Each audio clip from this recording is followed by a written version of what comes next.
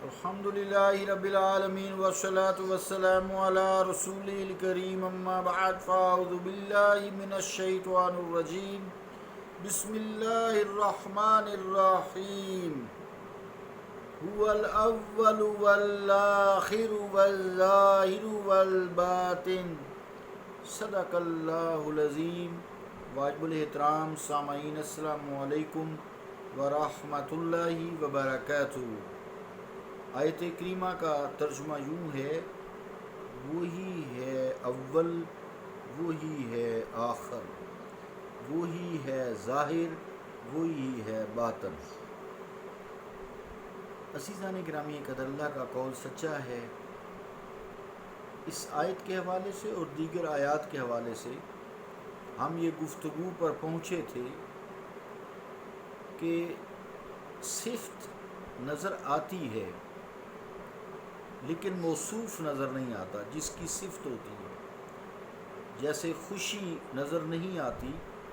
لیکن اس کا ظاہر چہرے پہ ہو جاتا ہے، انسان کی گفتگو سے اندازہ ہو جاتا ہے کہ فلاں بندہ خوش ہے۔ اسی طرح حضور کریم علیہ الصلوۃ والسلام وما ارسلناک الا رحمۃ للعالمین، اور نہیں بھیجا ہم نے آپ کو مگر سارے جہانوں کے لیے رحمت بنا کر۔ آج کل ہمیں چہرہ وضحا، بظاہر چہرہ وضحا نظر تو نہیں آتا، وہ نورانی چہرہ تو آپ صلی اللہ علیہ وسلم کا نظر نہیں آتا، لیکن رحمت للعالمین وہ موجود ہے، کیونکہ اللہ تعالیٰ نے فرمایا ہے نا، سارے جہانوں کے لیے آپ کو سراپا رحمت بنا کر بھیجا ہے۔ تو اس طرح اللہ تعالیٰ ہمیں بظاہر تو نظر نہیں آتا، لیکن وہ کہتا ہے کہ میں ظاہر ہوں، باطن میں بھی ہوں، ظاہر میں بھی ہوں۔ تو اس کی صفات ہمیں ساری کل جہانوں میں نظر آتی ہیں، اس کا رب ہونے میں ساری صفات نظر آتی ہیں، اس کی ساری صفات نظر آتی ہیں، اور عقلی اور نقلی ہر دلیل سے ثابت ہوتا ہے کہ اس کے علاوہ کوئی عبادت کے لائق بھی نہیں ہے، مخلوق میں کوئی معبود نہیں ہے، وہی ہے معبود، لا الہ الا اللہ، نہیں ہے کوئی معبود، لا الہ نہیں ہے کوئی معبود الا اللہ، مگر اللہ ہے، اللہ ہے معبود۔ تو عزیزان گرامی قدر، بات ثابت کرنے کی یہ ہے کہ ضروری نہیں ہے کہ کوئی چیز دیکھے تو انسان اس پر ہی ایمان لائے اور کہنی یہی ہے جو ہم نے، میری آنکھ نے دیکھ لیا۔ تیری آنکھ میں قوت ہی نہیں ہے، اگر تو نہیں دیکھ پاتا تو اپنی آنکھ پر ماتم کر۔ وہ دیکھنے والے ہر چیز دیکھ لیتے ہیں۔ وہ کسی نے شعر میں کہا ہے، اس طرف اس طرف نظر ڈالی ہم نے ساری عمر یوں ہی ختم کر ڈالی، پتے پتے میں اس کو دیکھ لیا، ڈالی ڈالی پر یوں نظر ڈالی۔ وہ نظر مانگ اللہ سے، جو علامہ اقبال نے بھی مانگی ہے، اے حقیقت منتظر کبھی نظر آ لباس مجاز میں، یہ ہزاروں سجدے تڑپ رہے ہیں میری جبین نیاز میں۔ لباس یا اللہ، لباس مجاز ہی پہن کے آئے تاکہ میں تجھے سامنے دیکھ کر سجدہ کروں، لباس مجاز میں نظر مانگ رہے ہیں۔ تو عزیزان گرامی قدر، اس حوالے سے ایک ربائی ہے امجد حیدرآبادی رحمۃ اللہ علیہ کی، کہ جب اس کل کائنات کا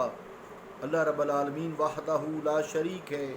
وہی ہمیں تحریک دیتا ہے، وہی ہمارا مدبر ہے، ہمارا کار ساز ہے، ہمارا دستگیر ہے،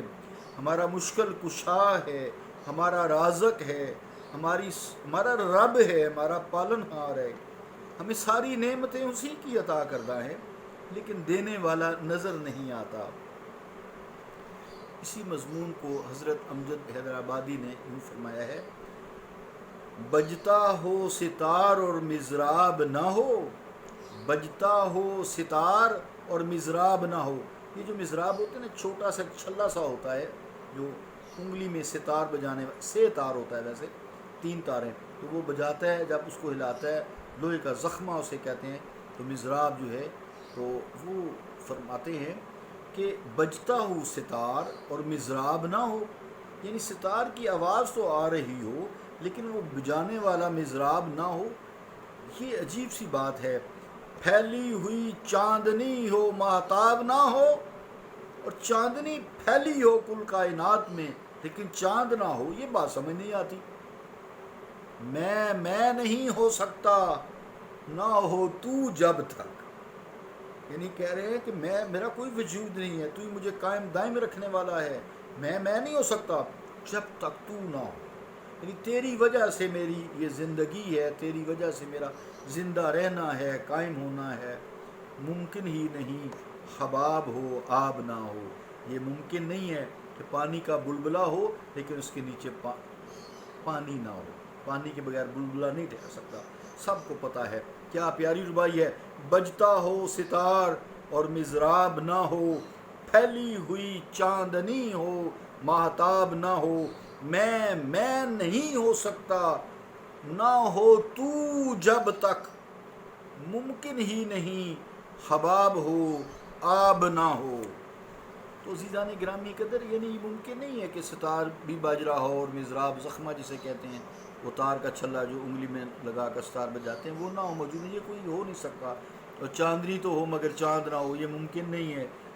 چاند کے طلوع ہونے کے بغیر ممکن ہی نہیں ہے۔ اسی طرح فرماتے ہیں میرا یعنی انسانی وجود بھی تیرے ہونے کے بغیر نہیں ہو سکتا، اور جس طرح وجود حباب بلبلہ، حباب کہتے ہیں پانی کا بلبلہ، پانی کے بغیر ممکن نہیں ہے، ستار کے تاروں کی نغماتی جھنکار مضراب کے دم قدم سے ہے، اس کے دم سے قائم ہے ستار کی آواز، چاندنی کا خن اور مسور کن وجود کمر کا مرہون منت ہے، حباب یعنی بلبلے کا وجود، آب یعنی پانی کے دم قدم سے قائم ہے۔ اسی طرح ازل سے ابد تک اس وسیع و عریض اور لامتناہی کائنات کی ہر موجود شے کا وجود، اے مالک، اے رب العالمین اللہ کریم، تیرے وجود مقدس کا مرہون کرم ہے، مرہون منت ہے، تیری شان کریمی ہے۔ عارف رومی رحمۃ اللہ علیہ اور دیگر صوفیاء کرام نے صورت مسئلہ کی وضاحت کے لیے کسی حد تک مثالوں سے قائم لیا ہے تاکہ بات کچھ نہ کچھ تو پلے پڑ جائے، ورنہ ذات باری تعالیٰ ہر مثال سے پاک ہے، منزہ ہے۔ یہی عارف رومی رحمۃ اللہ علیہ جن کی مثنوی مثال و نظائر سے بھری پڑی ہے، ساری مثالیں پیش کرنے کے بعد ذات باری تعالیٰ جل شانہ کو مخاطب کر کے عرض کرتے ہیں، اے بروں از وہم و قالو کیلے من، اے بروں از وہم و قالو کیلے من، خاک بر فرق من و تمثیل من،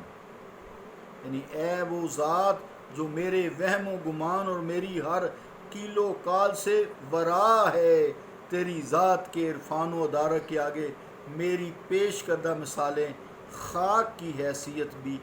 نہیں رکھتی ہیں۔ اسی کو اللہ تعالیٰ نے سورہ شورى میں فرمایا، لیس کمثلہ شیء،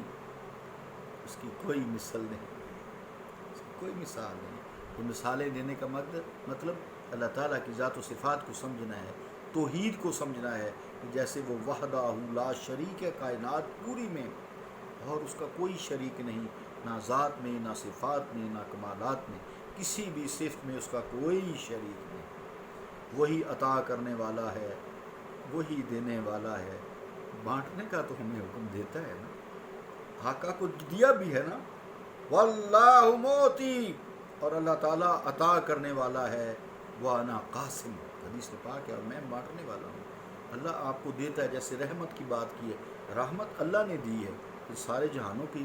پہ رحمت جو ہے آقا کی ہے، اللہ نے خود کہا ہے وما ارسلناک الا رحمت للعالمین۔ اللہ تعالیٰ ہمیں دین کو سمجھنے، اس پر کاربند ہونے کی توفیق عطا فرمائے، اللہ تعالیٰ ہمیں عرفان الہی نصیب فرمائے، جس کے لیے ساری گفتگو کی جاتی ہے۔ صلی اللہ تعالیٰ علی رسول خیر خلقہ محمد وعلی آلہ وصحبہ اجمعین برحمتک یا ارحم الراحمین۔